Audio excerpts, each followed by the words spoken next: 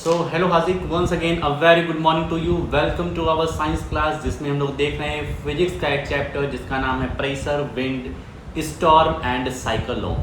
ठीक है, तो ये चैप्टर है और आज इसका पार्ट 2। पार्ट फर्स्ट में हम लोगों ने देखा कि किस तरीके से जो लिक्विड होता है वो प्रेशर एक्सर्ट करता है अपने बॉटम पर। ठीक है, प्रेशर एक्सर्ट करता है अपने बॉटम पर और किस तरीके से क्या होता है प्रेशर, फोर्स अपॉन एरिया। कल हम लोगों ने देखा था प्रेशर की जो एसआई यूनिट होती है न्यूटन अपॉन मीटर स्क्वायर, जिसको हम लोग पास्कल कहते हैं और पी ए से रिप्रेजेंट करते हैं, कैपिटल पी स्मॉल ए से। ठीक है, बहुत ही इंटरेस्टिंग सा टॉपिक था, सबको समझ में आया है। और आगे चलते हैं, आज हम लोग कहानी को आगे बढ़ाते हैं। बहुत ही कंसंट्रेट होकर के कल की तरीके से देखना वीडियो को, रीडिंग करना लाइन बाय लाइन और चीज़ों को शाम को समझाना है। तो चलते हैं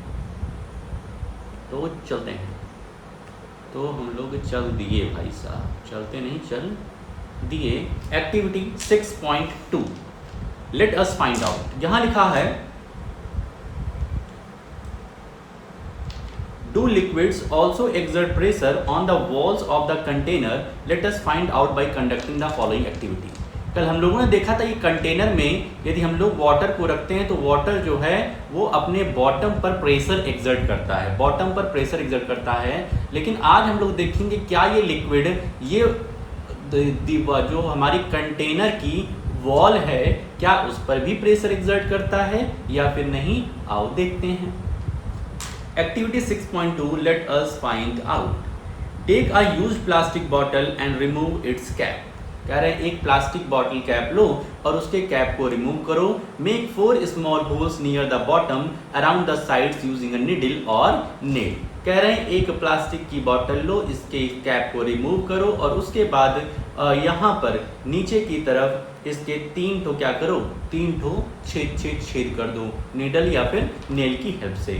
make sure that the holes are of the same height from the bottom as shown in figure 6.7। कह रहे हैं मतलब इनकी हाइट, बॉटम से इनकी हाइट सेम होनी चाहिए, एक मतलब सेम हाइट पर ये होल्स होने चाहिए, इसका ध्यान हमें रखना है।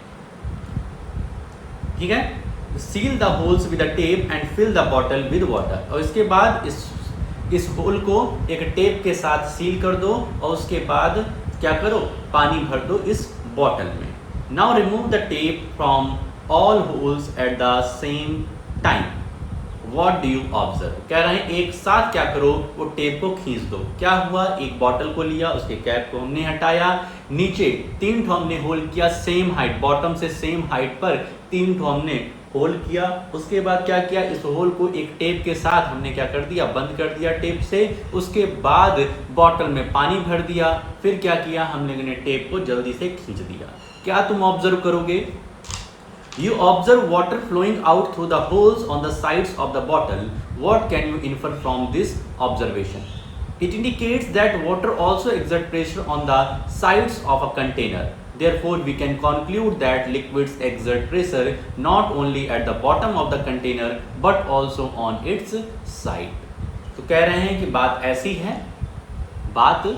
ऐसी है कि जो हमारा लिक्विड है वो बॉटम पर प्रेशर एक्सर्ट तो करता ही करता है, लेकिन इस एक्टिविटी से जब हमने देखा कि होल्स से पानी बाहर निकल रहा है, बहुत ही तेज स्पीड से निकल रहा है, तो हम ये कह सकते हैं कि जो लिक्विड है वो कंटेनर की जो हमारा बाउंड्री है उस पर भी प्रेशर एक्सर्ट करता है।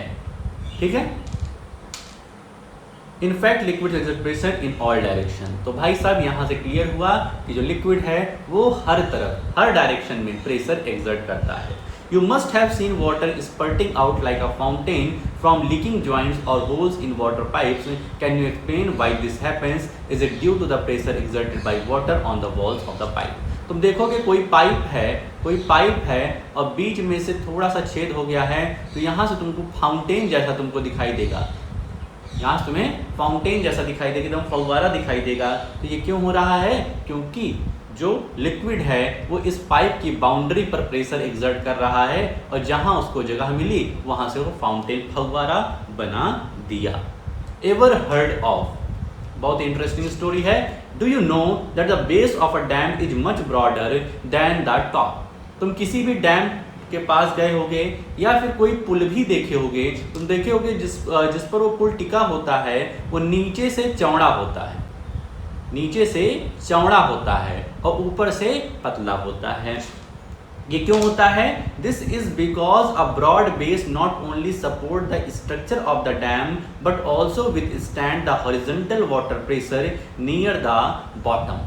कह रहे हैं कि ये जो डैम है ये हमारे स्ट्रक्चर, जो हमारा डैम है ये एक सिर्फ और सिर्फ डैम के स्ट्रक्चर को सपोर्ट नहीं करता है बल्कि ये सपोर्ट करता है जो वाटर आ रहा है, हॉरिजॉन्टल जो वाटर प्रेशर बन रहा है उसको ट्रैकल करने के लिए, उसको ट्रैकल करने के लिए। नीचे वाला जो वाटर प्रेशर रहता है वो बहुत ही हैवी रहता है, जैसे जैसे ऊपर वाटर जाता है वैसे इसका प्रेशर कम हो जाता है। नीचे वाले पानी का प्रेशर बहुत ही ज़्यादा रहता है, तो इसको रोकने के लिए हमें चौड़ा बेस चाहिए होता है, तो इस बात को ध्यान रखना। The water stored in the dam exert pressure horizontally on the side walls of the dam and vertically on the floor. Due to the height of the water level, the pressure which acts horizontally is very large near its bottom. Thus, to withstand the pressure, the base of the dam is made broader. तो भाई साहब कह रहे हैं कि जो water है, जो वाटर यहाँ से आ रहा है ये वर्टिकली भी प्रेशर लगा रहा है, जमीन पर भी प्रेशर लगा रहा है और हॉरिजॉन्टली भी जब आगे बढ़ रहा है तब भी प्रेशर ये लगा रहा है। तो हमें जो नीचे वाला जो वाटर का प्रेशर है उसको ट्रैकल करने के लिए हमें इस तरीके का डैम का स्ट्रक्चर बनवाना चाहिए। ठीक है, let us now try to understand if air also exert pressure. Liquid का काम खत्म हुआ। लिक्विड में हम लोगों ने देखा कि लिक्विड जो है वो हर डायरेक्शन में प्रेशर एक्सर्ट करता है। ठीक है, अब हम लोग सेकंड टॉपिक पे आते हैं, प्रेशर एक्सर्टेड बाय एयर। किस तरीके से एयर प्रेशर एक्सर्ट कर रहा है? You already know that air is all around us. तुम्हें हमें सबको पता है कि एयर क्या है, हमारे आसपास है, दिखती नहीं है भाई साहब लेकिन है। ठीक है, पास में है। The envelope of air surrounding the earth is called atmosphere. जो हमारी अर्थ है इसको चारों तरफ से क्या है, एक एनवेलप ने ढक के रखा है, इस एनवेलप को कहते हैं atmosphere. The atmospheric air contains nitrogen, oxygen, argon, carbon dioxide and other gases in small quantities. और इस एटमॉस्फेयर में बहुत सारी गैसेस हैं, जैसे नाइट्रोजन हुआ, जैसे ऑक्सीजन हुआ, आर्गन हुआ, कार्बन डाइऑक्साइड हुआ और गैसेस हैं छोटी मात्रा में। The atmosphere extends up to many kilometers above the surface of the earth. और ये एटमॉस्फेयर हमारे अर्थ से कई किलोमीटर्स तक, ये एटमॉस्फेरिक जो लेयर है ये हमारे अर्थ से कई किलोमीटर तक क्या हैं, अवेलेबल हैं। Late us find out if the atmosphere exert pressure by performing the following activity. अब हम लोग कुछ एक्टिविटी परफॉर्म करते हैं और देखते हैं कि एटमॉस्फेयर किस तरीके से प्रेशर एक्सर्ट करता है। Activity 6.3 let us explore. आओ हम लोग एक्सप्लोर करते हैं। Take a paper plate, invert it and attach a stick to it as shown in figure 6.9a. Place it on a plane surface. कह रहे हैं एक पेपर प्लेट ले लो, उसको इन्वर्ट करो, उसको मतलब वापस उल्टा दो और उस पर एक स्टिक को अटैच कर दो, जैसे कि यहाँ पर हमें दिख रहा है। Take two identical sheets of chart paper about 70 cm into 56 cm each. Fold one sheet twice and make a hole in the center of the folded chart paper sheet big enough for the stick to come out. Place the folded sheet on top of the inverted paper plate as shown in figure 6.9b. मतलब कह रहे हैं कि एक तुम paper plate paper plate ले लिए, उसको इन्वर्ट कर दो, मतलब उसको उल्टा करके रख दो, जिधर हम खाना खाते हैं उधर नहीं, उसको इन्वर्ट करके रख दो और यहाँ पर क्या करो, एक स्टिक को क्या करो, अटैच कर दो, एक स्टिक को इस तरीके से अटैच कर दो। उसके बाद एक ही आइडेंटिकल शीट ऑफ पेपर लो। आइडेंटिकल शीट मतलब 70 सेंटीमीटर इंटू 56 सेंटीमीटर के दो चार्ट पेपर लो। एक चार्ट पेपर क्या करो, फोल्ड कर दो, एक चार्ट पेपर को फोल्ड कर दो और एक चार्ट पेपर को वैसे ही रहने दो।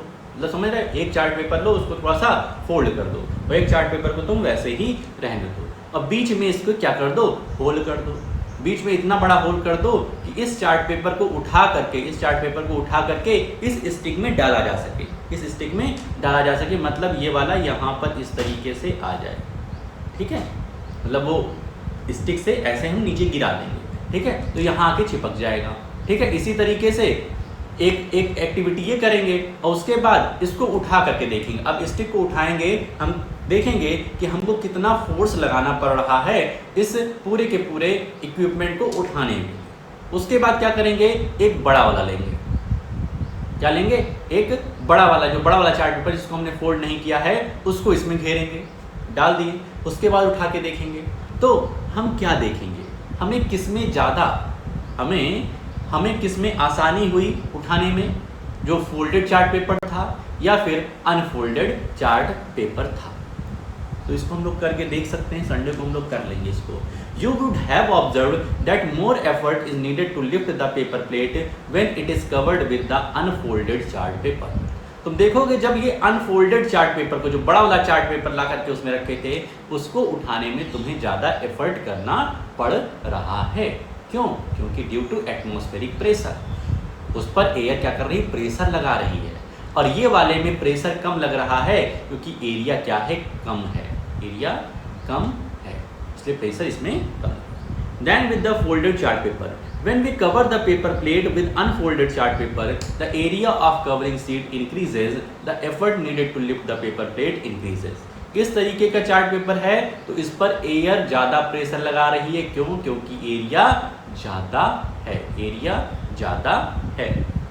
जब एरिया ज़्यादा है तो हमें ज़्यादा एफर्ट करना पड़ेगा। Notice that the weight of the covering sheet has not changed. What can you infer from this?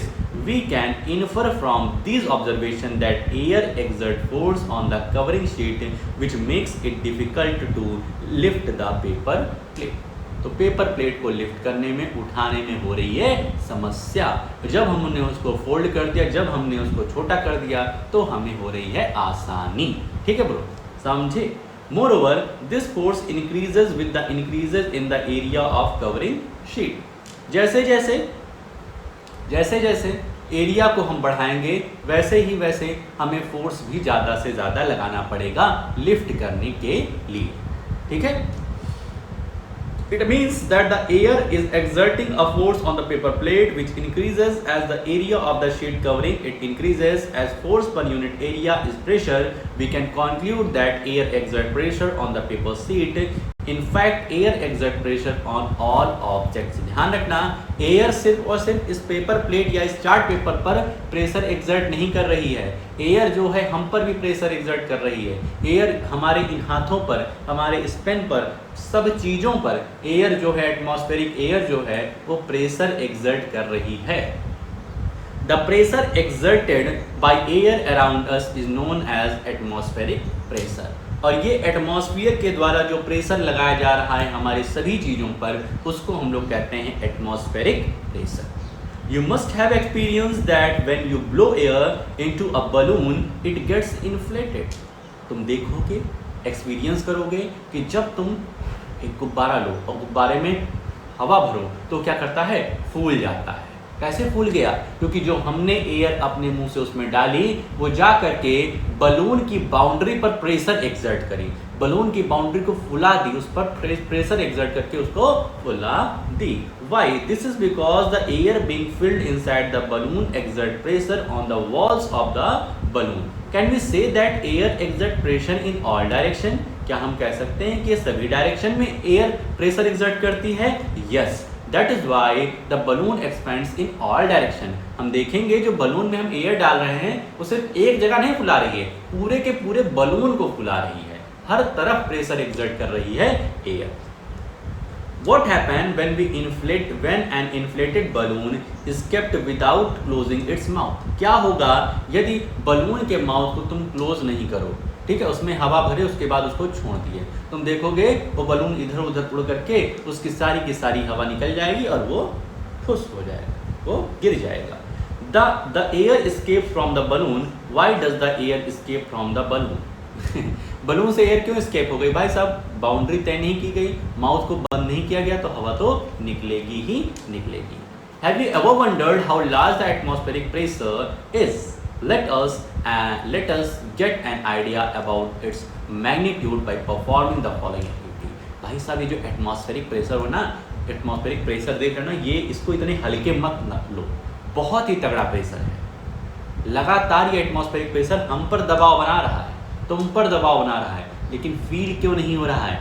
Good question है ये कि भाई साहब तुम किसी पर प्रेशर लगाते हो, तुम पर कोई प्रेशर लगाता है, तुमको एक धक्का देता है, प्रेशर लगा रहा है तुमको, तो तुम्हें फील होता है कि भाई तुमको दाबा जा रहा है। लेकिन ये एटमॉस्फेरिक प्रेशर इतना शक्तिशाली होने के बावजूद भी हमें फील क्यों नहीं होता है?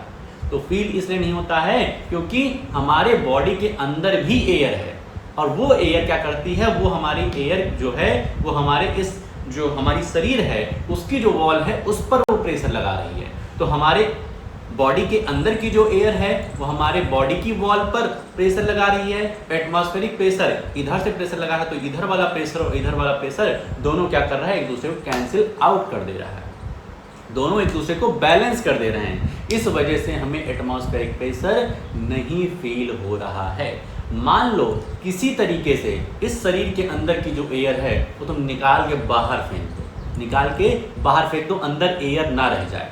जैसे ही अंदर खोखला हो जाएगा, अंदर एयर नहीं रहेगी, तो ये एटमॉस्फेरिक प्रेशर इतना तगड़ा है कि शरीर को चकनाचूर कर दे, शरीर को तुरंत खत्म कर दे, इतनी तेजी से क्रश करेगा कि तुम समझ नहीं पाओगे। Yes, it is true.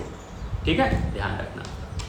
Take a good quality rubber sticker, press it firmly against a smooth flat surface. कह रहे हैं इसके साथ तुम बहुत खेले होगे, इसको स्टिकर बोलते हैं, रबर स्टिकर बोलते हैं। तो क्या रहे हैं, इसको लो और किसी एक स्मूथ सरफेस पर इसको फर्मली क्या करो, प्रेस कर दो। Do you realize that it sticks to the surface? तुम रियलाइज करोगे अरे भाई साहब ये तो स्टिक हो गया है, बहुत तगड़ा स्टिक हुआ है। Now try to pull it off. अब इसको खींचने का प्रयास करो।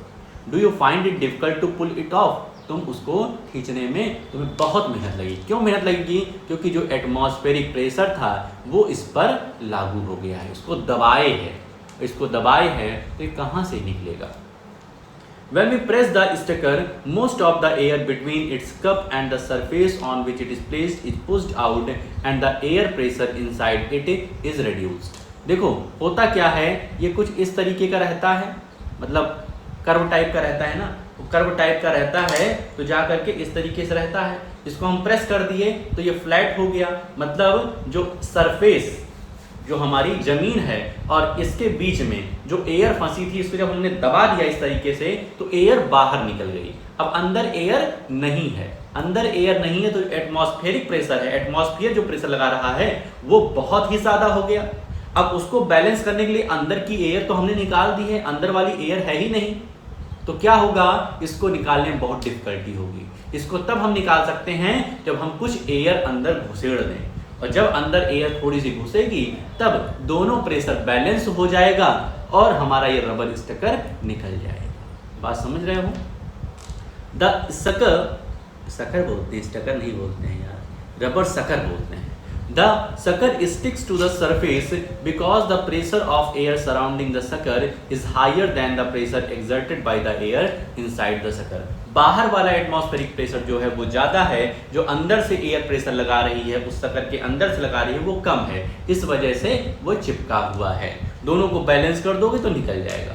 To pull the sucker off the surface, the applied force should be strong enough to overcome the pressure difference between outside the sucker and inside the sucker. या तो इतना force लगा दो कि वो दोनों को बैलेंस कर दे, ठीक है, तब फिर निकल जाएगा। Do you know how large the atmospheric pressure is?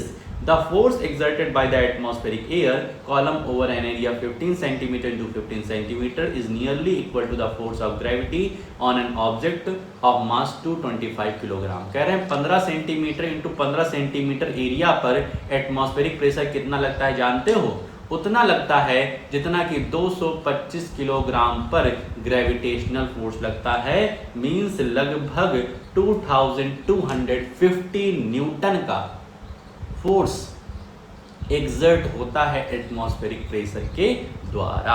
The reason we are not crushed under this weight is that the pressure inside our bodies is also equal to the atmospheric pressure. तो इसलिए ये इसलिए होता है क्योंकि हमारे body के अंदर के जो एयर है वो उतना ही प्रेशर एग्जर्ट करती है जितना एटमॉस्फेरिक प्रेशर एग्जर्ट करता है। तो वो उसको इस तरीके से ईश्वर ने बॉडी की संरचना करी है, नहीं तो जितनी है सृष्टि सब खत्म हो जाती है इस एटमॉस्फेरिक प्रेशर की वजह से। तो उन्होंने इस तरीके से रचना करी कि उसको बैलेंस कर दे। This balance says the pressure exerted from outside the pressure inside our body is caused by the movement of fluids and gases in tissues and organs of the body।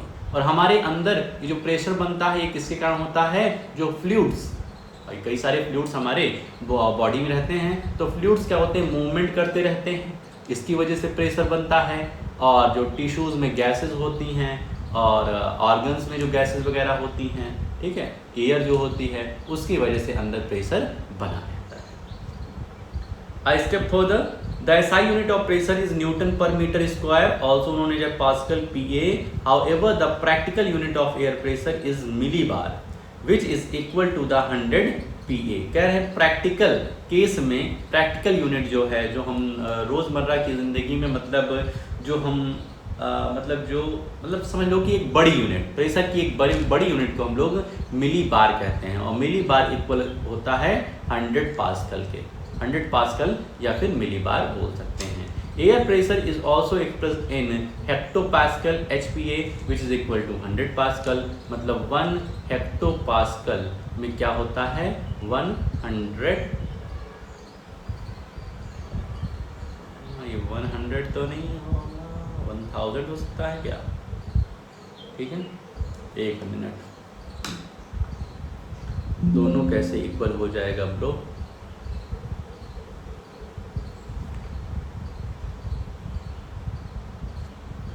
One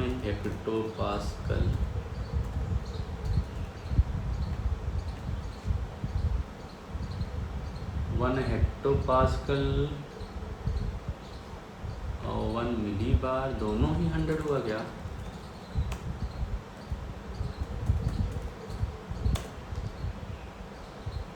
दोनों ही अजीब ही है। तो 1 मिली बार भी 100 pascal के होता है और 1 hectopascal भी 100 पास्कल के बराबर होता है। ठीक है, अब लास्ट टॉपिक जो बचा हुआ है अपने इस मतलब जो टेस्ट होने वाला है, एग्ज़ाम आने वाला है, वो है विंड, जिसको हम लोग एक अलग वीडियो में देख लेंगे कल, और कल इसका लास्ट पार्ट रहेगा और उसके बाद फिर हम लोग कुछ और पढ़ेंगे। तो तुम्हारा काम रहेगा जितना पढ़ाया हूँ उसकी एक शानदार से रीडिंग कर लेना। जहाँ कहीं कन्फ्यूज़न हो, देखो बात ऐसी है कि जो मैं पढ़ा रहा हूँ ज़रूरी नहीं कि तुम्हें एक बार में ही आ जाए, ठीक है? तो जो नहीं आए उसको बेझिझक बिना संकोच के पूछा करो, ठीक है? शाम की क्लास इसीलिए होती है कि जो तुम्हें क्वेरी हो, जो तुम्हें दिक्कत हो, पूछो। ऐसा नहीं कि सर सब आ रहा है, सब आ रहा है, सब आ रहा है, ठीक है? तो रीडिंग कर लेना, जो नहीं आ रहा है उस पूछ लेना, और एक अच्छी सी जो भी समरी बनाते हो उसको अपनी कॉपी में लिख लेना। तो आज के लिए अपने इस वीडियो में हम लोग इतना ही रखते हैं, मिलते हैं नेक्स्ट वीडियो में। ओके।